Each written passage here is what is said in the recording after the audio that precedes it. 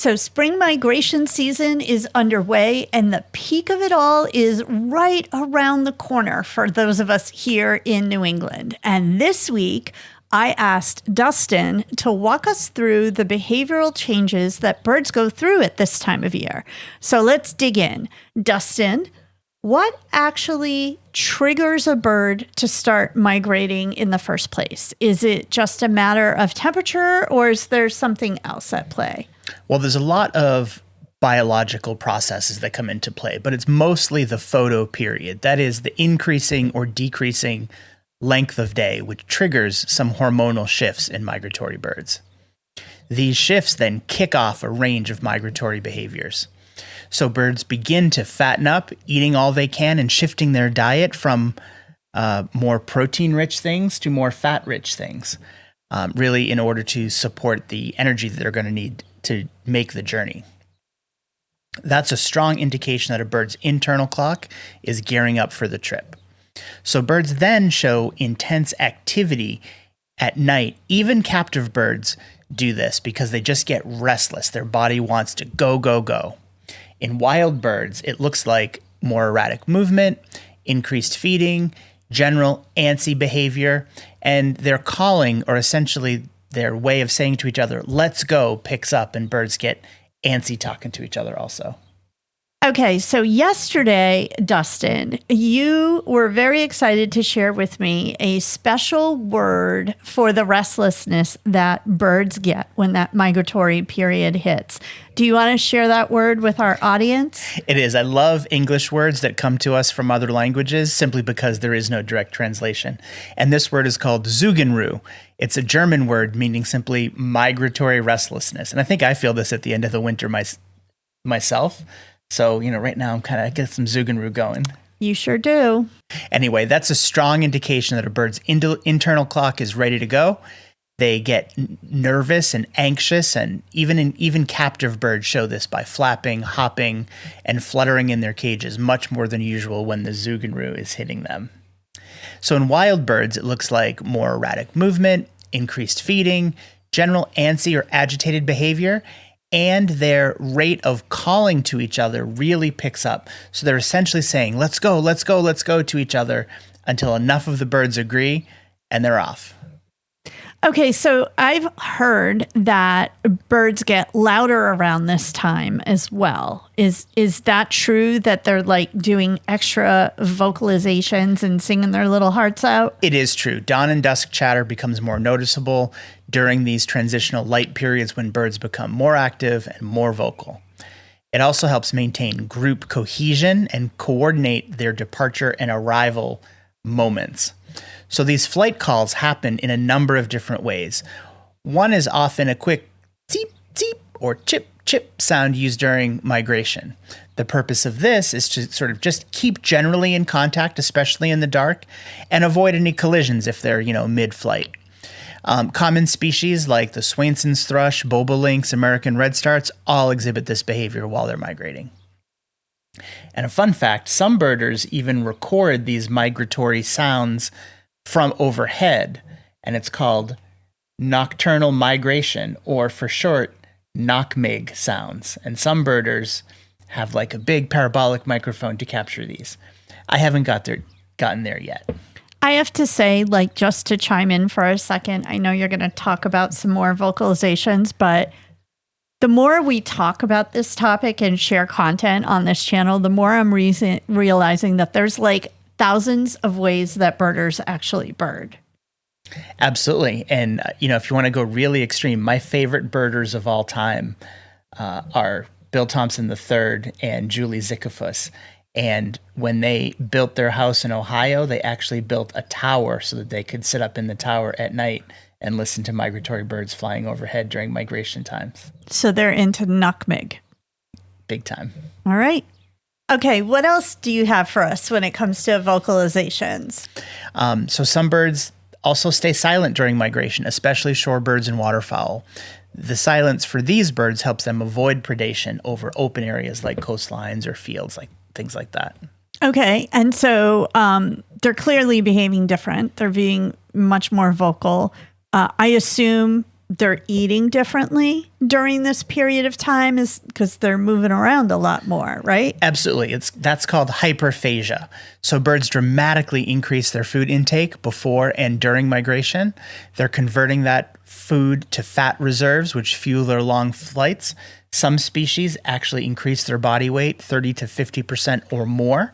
And for example, a ruby-throated hummingbird actually doubles their weight before crossing the Gulf of Mexico. That's amazing. That's really cool. Yeah, they simply become laser focused on high-fat food sources like berries or insects. Okay, so there's clearly changes in behavior that we notice. But do birds behave differently around other birds when migration is about to start? Yeah, even birds that are typically territorial become much more social during migration. They simply know that there's safety in numbers and they want to benefit from that. So you'll see loose flocks. So you see this behavior sometimes even in loose flocks. And what I mean by that is a flock that might be mixed among several different species. They start interacting, and sometimes you get large flocks of birds that aren't just one species, but they're migrating together in a huge group to benefit from that, especially with songbirds like the passerine family, including tanagers and buntings and many warblers. I love the idea that they're all like commuting together, even though they're different. That's adorable to me. Well, migrating, not commuting, although...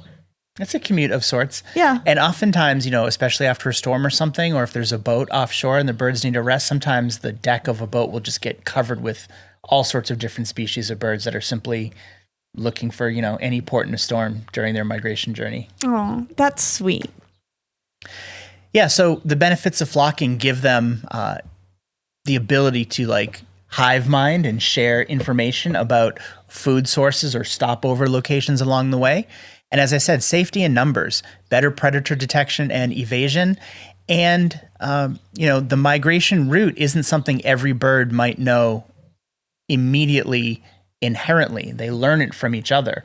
So those birds that might be migrating northward for the first time are relying on the more experienced birds in the flock to help lead the way. You've pointed out that, some of the early migrants that we are already seeing on our lake are only making pit stops, correct? So most birds are stopping along the journey to rest and kind of regroup before they continue on, right? Yeah, absolutely. Most species rely on stopover sites. There are some birds that go nonstop from point A to point B, but they're the rare ones. Most species rely heavily on places to rest and refuel. So some of those places need to have certain features. So the first one is rich food sources, right? They want to have a place that they actually can find some more bugs and stuff to eat. They want to look for safe resting spots with low pressure from predators. And this is really important. They need those restover spots to still exist. If they're used to stopping at a place, say on the coast of Florida after they get across the Gulf of Mexico, and they come back and this year it's, a poured concrete foundation for a new hotel or something like that, that is the kind of development that citizen science data like eBird has really helped inform about not just the habitats that birds live in when they're breeding and when they're down south for us in the summertime, but also in the stopover spots and how development has impacted a lot of bird species that way. Could you give us some examples of stopover habitats, what those usually look like? Sure. It's all the usual suspects, right? Wetlands, urban parks, coastal forests, estuaries, even cemeteries or landfills. Cemeteries are great because they're well maintained and they're there long term. We don't develop over cemeteries. So many of them are hundreds of years old. Landfills are great for food sources, especially for the scavengers. And of course, lakes for waterfowl are super important. And birds might stop for a few hours or a few days, depending on weather conditions, the condition of their body, if they need to replenish their fat stores, and the habitat quality. Sometimes birds will like a stopover spot so much they might decide to stay and use that as their new breeding ground, especially, on the fringes. So when you see certain birds like blue jays are a good example because many blue jays are resident, but some migrate, and blue jays are spreading northwestward, kind of toward the Pacific Northwest where they've never been before. So I know that we get a lot of migrants on our lake, even though I'm not a birder, just because I know that there's certain times in the spring where all of a sudden there's a ton of birds on the lake and then they go away. So could you give some of our friends in the audience some examples of the kind of birds that we see on our lake? Yeah, so these were actually my spark birds. I started to notice that we only saw ring-necked ducks in like March and October, and that got me interested in like checking out, why it is we see them and stuff like that. And they're a bird that, breeds up in Canada, northern Canada, and only stops over here briefly. But at this time of year, the last 6-8 weeks or so, we've been seeing hooded mergansers, ring-necked ducks, lots of common mergansers, not huge numbers, but like 6 or 10 over and over a long period. This year, the migration seems to have been drawn out across that species. But also pied-billed grebes, green-winged teals, and occasionally loons pass through here in April also. Yeah, I love when we all of a sudden hear a loon call every once in a while on the lake. It's really exciting to us because unlike our friends up in Canada, we don't see them locally very often, right? Right, and 50 to 100 miles north of us is really common to hear loons all year long, but the loon breeding range has really retreated northward because of development in the last several generations, or people generations. Okay, so we talked about how they get more vocal, they get more social, they're eating a lot more to keep up their energy levels for when they're traveling. What happens once they get to their destination? So once they've arrived at their summer homes, let's say, do their behaviors stay the same through the breeding season? I would imagine no. I would imagine once you're breeding and you've got babies to take care of, your entire mindset starts to shift, right? A little bit, but so some birds, like waterfowl, might already be paired up from last year, and so when they arrive, they're ready to breed right away. Some birds arrive and they have really high site fidelity that they go back to their home, and so immediately when they get there, they have that home sweet home feeling, but they need to settle in and find a mate. So often that kicks off several weeks of breeding behavior, but as soon as they arrive, their behavior changes and it switches from a cooperative flocking mode into a territorial mode, looking for mates too. And they're singing, chasing rivals, and starting to defend prime nesting spots. Some birds, like American kestrels, will even identify a good nesting spot in the fall and then migrate back early in the spring in order to claim that site before other kestrels get to it. That makes sense.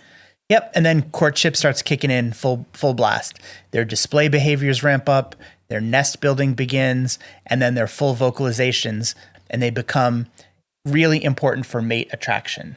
So for the lucky ones that perfect their song, culmination occurs with copulation. Let me see if I have this right. It starts with restlessness. There's the night flight calls. There's social flocking and fattening up. And those are kind of all the bird behaviors that are kind of noticeable as the migration season ramps up. And then once they land, they start to shift into breeding and family building mode, right? Yep, it's game on. All right. That's right. So it makes me wonder about our audience. Have any of you noticed any of these migrating behaviors that I've mentioned in your local birds? Let us know in the comments. And if you're interested in setting up your yard for good nesting behavior, now is the time to do it.